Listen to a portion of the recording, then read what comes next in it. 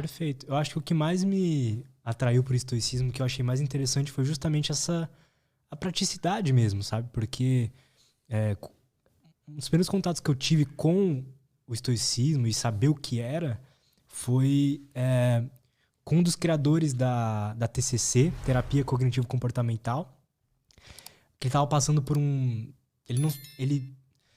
Eu posso estar errando aqui na história, tá? Mas resumidamente, Sim. ele tava passando por um processo acadêmico ali onde ele tava meio sem ideias do que, sabe, do que pesquisar, do que, assim, o que ele deveria trazer de novo ali.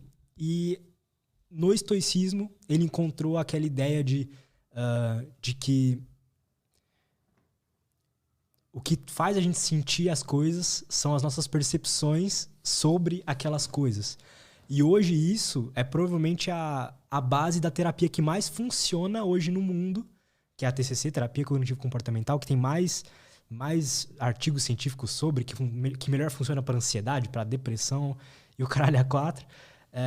Essa é a base dessa terapia. E já veio lá dos estoicos. Essa ideia de perceber as situações, a forma que a gente vê uma situação faz a gente sentir alguma emoção específica. A emoção em si, a situação em si não faz a gente sentir a emoção, é a nossa percepção. Perfeito, perfeito.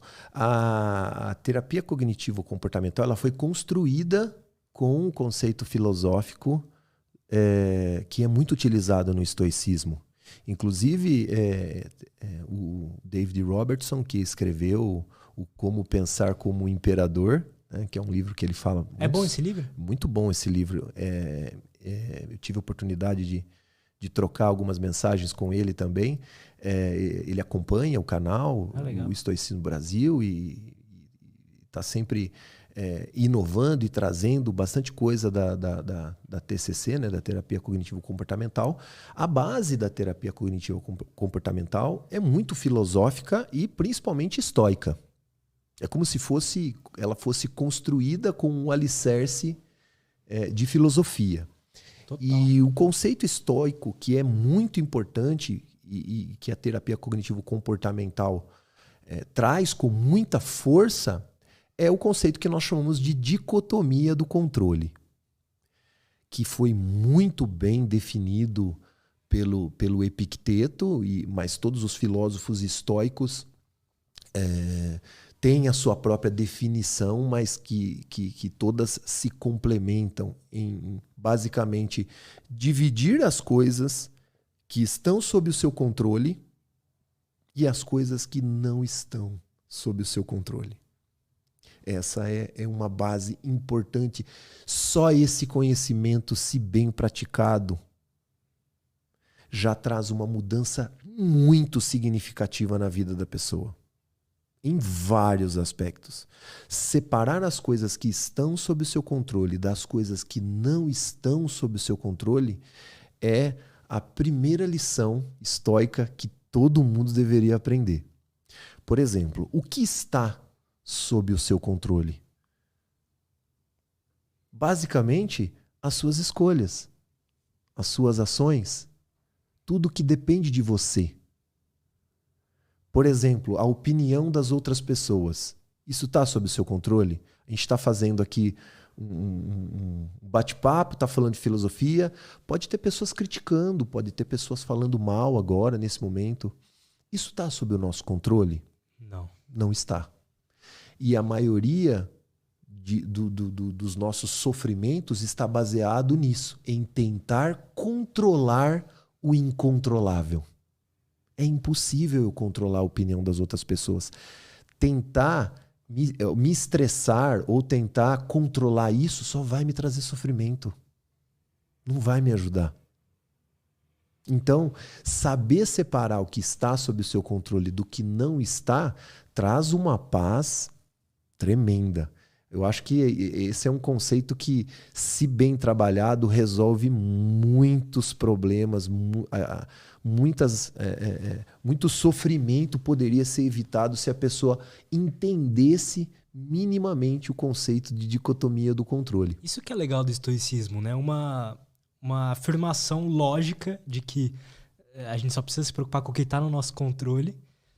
Pode trazer tanta paz para a vida de uma pessoa, né, cara? Exatamente. Porque você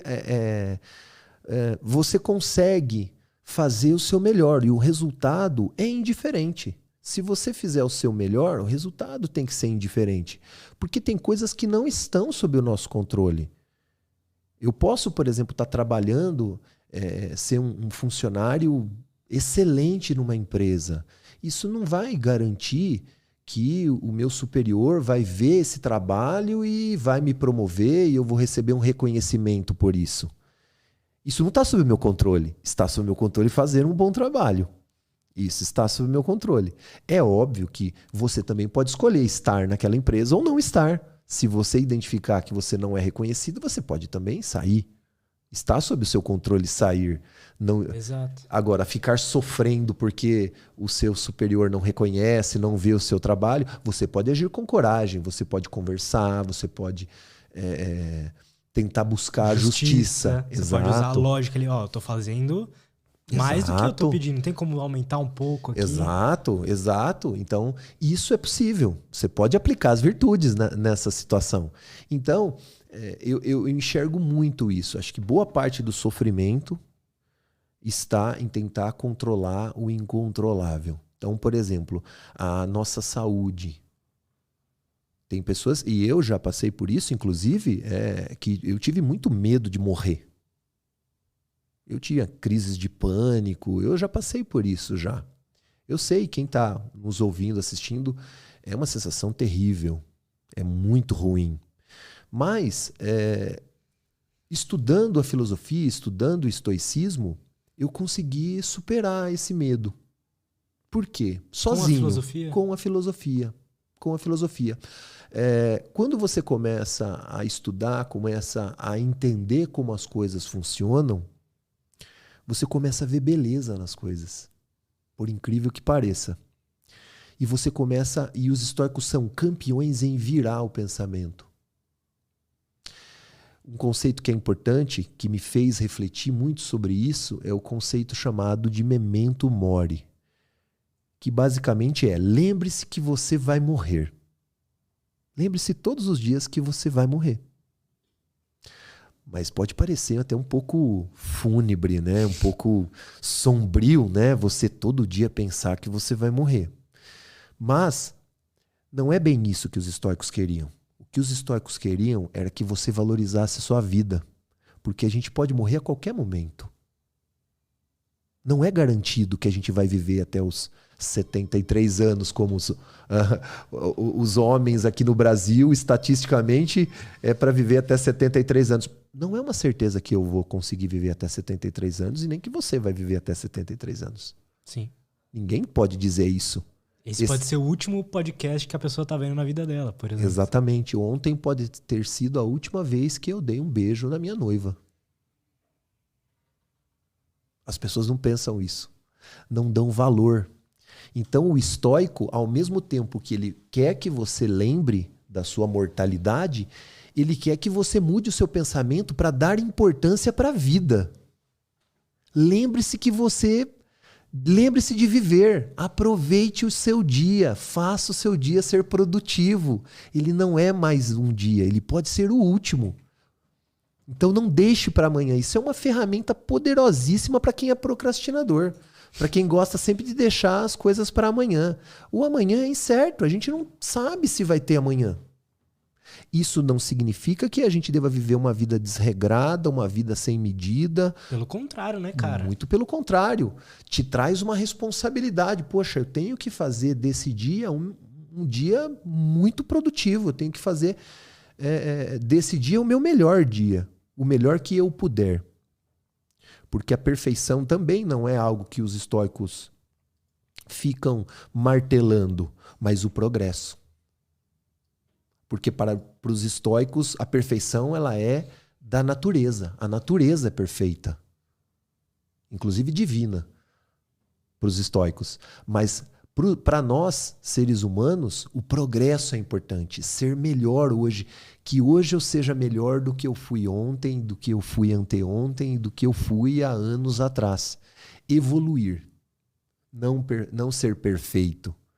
Então, imagine que poderoso que é esse pensamento de você poder a cada dia levantar e respirar e saber, poxa, eu tô aqui e eu vou fazer desse dia um dia ótimo, que é o conceito do carpe diem, né? Colha o seu dia. Aproveite ao máximo o seu dia. Esse conceito me ajudou muito com... Eu tava tendo muita dificuldade pra uma coisa que eu adorava fazer, que era sentar no sofá e assistir um filme, por exemplo. Não conseguia parar por 2 horas e assistir um filme com a minha namorada, por exemplo, porque eu ficava ansioso, sabe? Sei lá, eu queria trabalhar, queria não sei o que, não sei o que lá. Mas eu falei assim, pô, e se hoje...